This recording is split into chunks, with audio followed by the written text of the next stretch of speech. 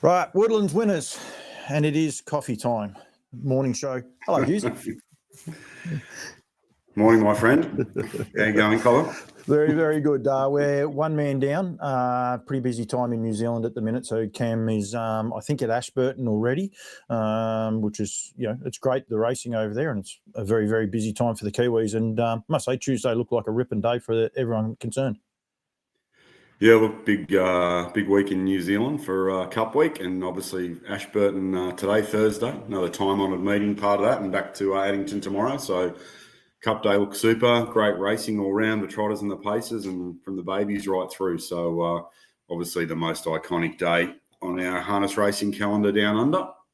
So yeah, great day to watch from afar. Random one, but it is also the Greyhound Cup night tonight as well, which will actually be their last one, I believe. So yeah, but yeah, we did frequent that one year. So anyway, good luck to everyone going. Been a big week for the Woodlands team. We're going to highlight two Group 1s, a Group 2 and a heat of the Vic Bred in Melbourne, but plenty of winners everywhere right across the board, Hughesy. Yeah, no, another very, very solid week for our team. The boys are firing on all fours in every state of Australia and both islands of New Zealand, and closing out with some nice horses winning in North America as well as winter approaches up there. But more importantly, some very, very good wins for us this last week or so. Yeah, it definitely has. I'm going to start off with this first one, which is the Group 2. I'll just have to reposition that, Hughesy, while we're talking. And there we go. Penny Black. I've got this one a fair way from home, simply because that's her 3 deep now. This was some sort of run because she actually gets bumped 4 deep by Artie by the Seaside. Blistering mile rate they've run on this occasion here. What they go 54 and 6. It was a PB for this mare. Just an amazing sort of win, and a terrific the second horse. Yeah. Look, both horses were super in this. Penny Black extra strong at the finish. Didn't do as much work as Artie by the Seaside did early. So phenomenal lead time of around 34 seconds. So These two girls came away. They're the 1-2 ladies in town in WA. Penny Black building quite a record and heading towards a WA Pacing Cup, I would suggest, down the road. For her, that was win number 16. $350,000 in the locker, and bred by a prominent New Zealand breeder and size stake maestro Marty Pearson, and raced by a group headed by Matt Leopard. So lots to like about the way Penny Black goes, and like a lot of these Lous, mate, they just keep getting better and better and better. Yep, and stronger, and and quite interesting when you said about her prize money. A bit of a numbers man, 3,500 and 3,555. I can't get it all. It's all fives. I won't be able to get it all. It's 355,000. 555. That's me, Kiko. That's where I was having all sorts of trouble. But Artie by the Seaside, second, brave. Just ticked over the $600,000 in stakes, which is terrific for her as a broodmare proposition for connections down the road. If she goes to stud, she might end up in America. You wouldn't know a mare like her. She is owned over there by connections. So, but great to see her just tick over that $600,000 in stakes. Yeah, quite a phenomenal performer, Artie by the Seaside, from New Zealand all the way to Perth. As you say, 600,000 for any pacer to make and put that money in the locker is quite outstanding. And she's done it at both ends of her career as a 3-year-old and now as a 5-year-old. And look, there's certainly more to come. And as you say, Mike Tanner owns her in Canada, so anything's possible with her down the road. Yeah, and she lost no admirers on the weekend. I said I got a bit of a run sheet. We Artie by the Seaside, Bean by Down by the Seaside. The next horse we're going to highlight is Wave Rider, another son of Down by the Seaside. That's him 3 deep with cover now. This, again, one thing about Gloucester Park Racing, Hughesy, it's entertaining. He went 3 deep. He's now 4 deep, shoved off the track, but just done a great job. Yeah. Look, he's been a very good horse. Like, he was a 2-year-old sales series winner in WA as a juvenile. Poked around okay at 3, but at 4 he's just got stronger and better. He had a very, very good trip there on Friday night. But Group 1 Glory is his mate, a gold nugget. Another Group 1 winner for Down by the Seaside, who's having quite a phenomenal run in Australia the last 12 months. Congratulations to Mike Howie, who bred that particular horse. As every year, Mike is on down by the seaside again this year in Perth. Better's Delight and Sweet Lou, a great supporter of ours. So well done to Mike as breeder of that horse. He's made over 400,000 that horse now, and the sky's the limit. And these seasides as well seem to get better with time. And I would say to you that down the road he'll be another WA Pacing Cup prospect. Lovely horse, great record, and congratulations to everybody. It's interesting you go that way, WA Cup prospect, also on the same card, and horses we're not going to highlight, but for American Ideal, he won the first, but also Magnificent Storm previously won one of those races, winning on the night as well. There was plenty of horses we could have highlighted out of that single card of huge racing at Gloucester Park. Yeah, last Friday night, Gold Nugget night. So, but seriously, Friday night racing, Gloucester Park, love to watch it. As you say, it's a great spectacle around the old, a little bit over half-mile track, and she's generally on for young and old from the get-go. So they sort of take no prisoners there, especially in their big races. No, and I tell you what, you go back and watch a couple of those World Drivers' Championships, you can see why Gary Hall is so good. He learns his craft there. When he gets on those big, expansive tracks, geez, he shows his craft. He's enormous. He ran second on one that paid $19 a place. It was a phenomenal drive, and you can see why when you watch that style of racing. Right, Hughes, we're going to go now to Melton on the Friday night as well, and we've highlighted this horse a couple of times. He actually threw me out just then on putting the wrong video up. But Calexico winning again for Damien Wilson. Getting into another gear now. Got away on its Confidential, who sticks on. They were followed back in third by Pickup Elvis, Fire Marshal to the outside. In the straight, Calexico, 5 metres now. Back-to-back It's wins Confidential wants to hang in. It's in second spot. Pickup Elvis is running on, but Calexico nicely clear. And Calexico goes on to win it. 4 metres. It's Confidential still sticking its neck out near the line. Was pinching late ground. Third home, Pickup Elvis. Charged home in 27. As you say, building a real good brand. That was career win number 8. And they went 56.9 for the 22.40. One close to 60,000 now, and he marches on to the Vic Bred semi-finals this weekend. And all being fair and reasonable, we'd expect him to make his way through to the final with a bit of luck. He's a lovely horse and deserves a tilt at a very, very good race win. Well done to Werner L. Christian, who's bred to lather up again this year. So look forward to him on Saturday night. We need to sing the praises of this horse. I've said it a couple of times. Damien's gone to war a few times with him, and he just keeps bouncing back. He doesn't get too many easy runs in running either, and he just continues to bounce back. Plus, they're a small stable. You know, they're doing an awesome job with this horse, and Lather Up's just doing a magic job as well. Yeah, it goes to the durability of the Lather Up stock, mate. So he was good at 2, great at 3, but sensational at 4. So points to, his horse is getting better with age. And just a quick little stat there for Lather Up now. 15 2-year-old starters in Australia for 10 winners this season. And he's 10th on the 2-year-old stallion roster in Australia, only $1,000 behind Captain Treacherous, ahead of all the heavily loaded colonial stallions that were given a leg up against the shuttle horses. And, mate, he's made more money than Art Major this year so far in Australia, Lather Up. So just doing a sneaky little job there, and, still remains great value. And Ballast Bob won his 3-year-old Redcliffe yearling sale heat last night at Redcliffe. So you think he'd be very hard to beat in that final in a couple of weeks' time. 15 starters, 10 winners for 2-year-olds this season. Yep, with 10 2-year-old winners with an average of $22,000 per starter. Ridiculous. And his service fee is $4,400. So everybody might want to do a little bit of the mathematics around that. So he is insanely great value, Lather Up, for any breeder down under this season. Yep, got one being lucky enough to prize the daughter off the seat for 2 drives. I think that's it, though. I don't get to drive him again, but love him. He's a lovely horse. Doesn't mean he can win a race, but just a lovely horse we got here. And I think that's the one thing I hear from everyone. They're beautiful horses to deal with. So, yeah. Yeah, absolutely. I've never heard a bad word about anyone right through from the Northern Hemisphere through to New Zealand and through to Australia. Everybody loves them.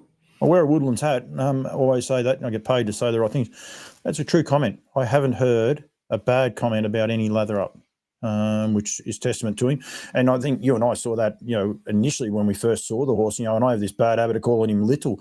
He's 16 hands. He's not little, but he's just this little dude, isn't he? Like, he's just a lovely horse to be around, and it's great that he's leaving that in his progeny. Yeah. Look, He's not big, but he's long. Yeah. You know, strong up front, great back end, and you just have to go back and look at the way he used to get over the ground, mate. When he won all those big races, he won nearly $2 million. He was a great horse. A lot of his 46 as well. Like, you know, there's no shuttle stallion in this part of the world that's gone 46. He's the only one. Yeah, well, he retired the fastest horse at the time. Like, I know they've gone quicker since, but that's like everything. They're going quicker all the time. So at the time when he retired, equal fastest horse in the world. So, yeah. I said to you there before that I had this all set out and worked out. We've got, of course, Lather Up being a grandson of Bettor's Delight. The King just continues to get the job done. Freeze Frame, an amazing win. Brought up Kim Butt's first Group 1 winner and another Group 1 winner for the Dalgety family. But some sort of win. This was some race, I must say. Yeah, 2-year-old size stake final for the boys on New Zealand Cup Day, and it was on from the get-go. If you get the opportunity to go back and have a look at this replay, certainly became survival of the fittest. They finished up pacing 53 and change for the $200,000 feature, and proudly a Bettor's Delight Quinella and Jamal third, a son of Down by the Seaside, who was quite phenomenal as well. But Kimberley's drive on Freeze Frame back to the inside here to secure Group 1 glory. And these three babies going head-to-head up the straight at Addington, there's nothing like it. They cleared out from the rest, and quite a great win. And proudly that yearling, or that 2-year-old, was bred and raised by us at Woodlands. So congratulations to everybody involved, Kimberley, and to the Dalgety camp as well. $120,000 yearling purchase, and certainly paid for himself now. A son of the King out of an arts place, man. So one of the world's richest and most phenomenal crosses. He was precocious 2-year-old. I think he won his first 2 or 3, burst onto the scenes. He's backing it up at the back end of the season. He looks a brute. He looks big in the pictures there. He looks like he's going to be a 3-year-old looking at him as well. So he's doing an amazing job. As you said, they're bred by Woodlands. Cool little stat. First 6 horses home, all by Woodlands sires, and 10 of the 13 horses in that field, all by Woodlands side horses. 10 of the 13. Get your head around that. If you're not breeding a Woodland stud, give up on your 2-year-olds, I'd say. And then if you go to Bettor's Delight, of course, we've got horses like Leap to Fame and that going through it. But they're an amazing stat for the farm, isn't it? 10 of the 13 runners, all being by Woodland side horses. Yeah, look, quite a great result for us, and aspirationally as well. Like, we all know that these top-end races are won by the great sires. So, and out of seriously very, very good maternal families that are well thought through. And, you know, just the juggernaut that is Bettor's Delight continues at the tender age of 27. You know, he's a super 2-year-old, that one, but also a very, very good 2-year-old crop in New Zealand at this stage. And like you said, go back and watch a replay. Jamal lost no admirers at all. He was phenomenal. All-American was great as well. I think it's just one of those races that, you know, you just need to sit back and watch. I've watched it 3 or 4 times. I was a little bit late being ready. You just sort of get watching, stargazing a bit, if you like, on all the runs in that race. It's just phenomenal. And, you know, the first 6 home were by Woodland side horses, 5 of those by Bettor's. Now, Bettor's Delight, people will tell you he leaves champion horses. No one will say he's a precocious 2-year-old horse.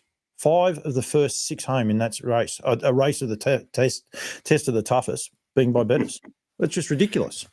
Yeah, it's quite phenomenal. And the reality is, at the back end of his career, his books have got lighter and lighter. So it's not as if that's a massive crop of 2-year-olds of his as well. So it just goes to the point what a great sire he's been and how much he's changed the game. I think he's leading 2-year-old sire in Australia and leading 2-year-old sire in New Zealand at the tender age of 27. You know, it's quite insane is the phrase I'd use. I saw him there the other day. You actually stand him and Lather Up side by side in the paddocks, and you can see a similarity in them both. But he's the king, and he knows he's the king, doesn't he? When you walk up to his yard, he just says, "Hey, you're here to see me." Like, he just knows he's the boy. Yeah, he knows he's the boss, and he's been quite phenomenal in the shed this year. I think that you know, not returning back to North America has given him a brand new lease on life. His semen's been fantastic. Got mares involved in every state of Australia so far this year, and some great 42 positive day tests marked off already. So, boy's doing a great job at that age, and as I say, long live the king. Yep. As caught up last week with Andrew Grierson, go back and watch that, and he actually doubles down on that. He says his fertility is actually better than it's ever been. Yeah, so which is phenomenal, horse of his age. Big week. It has been. It's going to be another big week. We've got a fabulous race meeting tomorrow at Addington. Plus, we've got look forward to the week after with more great racing here in Victoria with the Vic Breds hotting up. We've got the Riverina Championships on Friday night at Wagga. There's great racing all the way through. Summer's starting to get here, mate. But breeding season, we're only halfway through.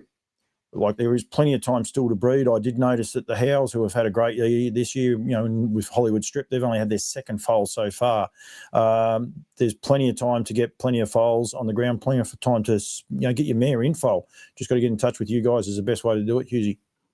Yeah, I think we tick over probably the next collection or maybe early next week is pretty much halfway through the season. We sort of go around till about Australia Day or thereabouts. So, yeah, the season's been hurtling along. We hit the middle of November on the weekend, and yeah, we're well and truly in the trenches now. I think tomorrow, the 14th of November, on paper already looks like it's going to be a very big day. So we're heading into a little bit of warmer weather as well. Hopefully, especially here in Victoria, where the weather, you know, has been a fraction ordinary, to say the least. Yesterday was nice. It's cold out there again today. Hughesy, the stallion roster there for Australia, Better Delight, down by the seaside, lather up, Speeding Spur, who brought up another winner. It was great to see Joshy Dickey the other day. We probably should have highlighted that one. It's probably one that got away on us, but well done to the Dickey clan. I'm sure it was a sentimental one. And Sweet Lou, who is booked out here in Australia, all available. Best way to get in touch with you is via phone or mark@woodlandstud.co.nz. Yeah, look, phone's there, email, whatever's the easiest point of call to get in touch with me. Still good opportunity to get, you know, betters and lure done for the year in terms of what we can for outcomes. But yeah, look, Seaside well and truly into triple figure breeds now for Australia, and Lather Up's building a good little brand as well. And well done to Speeding Spur there. Now he's had winners on both sides of the ditch, which is terrific off limited opportunities. And you know, he remains insane value. $1,100 multiple dual Northern Hemisphere and Southern Hemisphere winner. He went to North America and raced, and he did the yards up there and won races and came home. So the Aussies always talk about, and the Kiwis sending horses up there to race. Well, they just never do it, mate. But we did, and he won races. So goes to the point at $1,100. He's crazy value. Yeah, absolutely. And there's no full book in New Zealand because they don't have that worry at all. So all the boys are there and available, and you can see that. But don't forget, opportunity still to breed to American Ideal. And we said there before about 2 winners at Gloucester Park. He's had winners everywhere, but Magnificent Storm, again, continuing it on. Which, you know, is one of the, I suppose, his flagships, the fact of these old horses that get better and better. He's always done it, whether they're stallions or geldings, it doesn't say, or mares, doesn't matter with AI. He just continues to do it, but also leaving precocious 2-year-olds and young horses as well. So he knows how to do the job. He does indeed. Couple of polished Vic Bred performers there last Saturday night, Saturday night actually with the 3-year-olds. Friday night, sorry, for the fillies and the colts and geldings in the Vic Bred. As you say, good wins at Gloucester Park, the Frozen Seaman's there. You know, multiple Group 1 winner, Sire again this year. Redcliffe's sales heat winner last night. So he just carries on, you know, posthumously and still doing a great job. Hughesy, thank you. Get in touch with the team. I'll have the contact details up over the top. But as always, mate, thank you very much for another huge week for the boys from Woodlands. And we will be back next week. And I'm presuming we're going to get Cam Grant if he's, you know, settles in and stays at home for a day. Yeah, look, obviously a big week over there for Cam. My word reached me, he might have been a bit dusty after Cup Day. So he's heading down the line to Ashburton today. And Friday's a public holiday over there, but all the team will be at the races at Addington for sure. So that's their big week. Cup week's the reason we do what we do a lot of the time. So they get to enjoy that, which is sensational. Mate, thank you. Thanks, Cobber.